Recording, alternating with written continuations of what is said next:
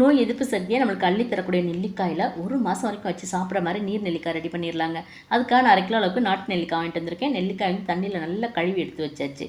Coil வந்து இந்த மாதிரி அடிபட்டு இருந்துச்சுன்னா கத்தினால வெட்டி எடுத்து வச்சுருங்க. இப்போ காற்றுக்கு வந்து காந்தாரி மிளகாய் கிடைச்சா பயன்படுத்திக்கங்க. கிடைக்கலன்னா இந்த மாதிரி பச்சை மிளகாயை தண்ணியில் நல்லா கழுவிட்டு தொடச்சிட்டு இந்த மாதிரி கீரி எடுத்து வச்சுருங்க. இப்போ ஒரு கடாயில் வந்து 4 டம்ளர் அளவுக்கு தண்ணி ஊற்றிக்கிங்க. தண்ணி வந்து நல்லா சூடு வர ஆரம்பிக்கும் போதே நெல்லிக்காய் எல்லாத்தையும் அதில் போட்டு 5 நிமிஷம் நல்லா கொதிக்க விடணும். அதாவது காய் வந்து பாதி அளவு நல்லா வெந்திருக்கணும். இப்போ அடுப்பை ஆஃப் பண்ணிவிட்டு இந்த காயின் தண்ணியை நல்லா ஆறுனதுக்கப்புறம் ஒரு கண்ணாடி பாட்டிலில் முதல்ல 3 டேபிள் ஸ்பூன் அளவுக்கு கல்லுப்பு, அப்புறம் அந்த கீரி வச்சுருக்க பச்சை மிளகாய், அப்புறம் நெல்லிக்காய் பாட்டில் கொள்கிற அளவுக்கு எடுத்துக்கோங்க. இதுக்கு மேலே வந்து அந்த ஆற வச்சுருக்க தண்ணியையும் காய் மூழ்கிற வரைக்கும் ஊற்றி ஒரு மூடி போட்டு மூடி வச்சிடணும். 2 நாளுக்குள்ளே பச்சை மிளகாய் நெல்லிக்காய் ரெண்டுமே உப்பில் நல்லா சார்ந்திருக்கும். அதுக்கப்புறம் நீங்கள் வந்து ஒரு ஃப்ரிட்ஜில் ஸ்டோர் பண்ணி வச்சிங்கன்னா 1 மாதம் வரைக்கும் வச்சு பயன்படுத்தலாங்க. இது வந்து தயிர் சாதத்துக்கும் எடுத்துக்கலாம். அப்படி இல்லைன்னா சாதாரணமாக ஒரு ஸ்நாக்ஸ் பண்ணி கூட நம்ம குழந்தைங்களுக்கு கொடுக்கலாம். உப்பில் ஒன்று நெல்லிக்காய் பச்சை மிளகாய் ரெண்டையும் சேர்த்து சாப்பிட்றதுக்கு அருமையாக இருக்குங்க. மறக்காமல் ட்ரை பண்ணி பாருங்கள்.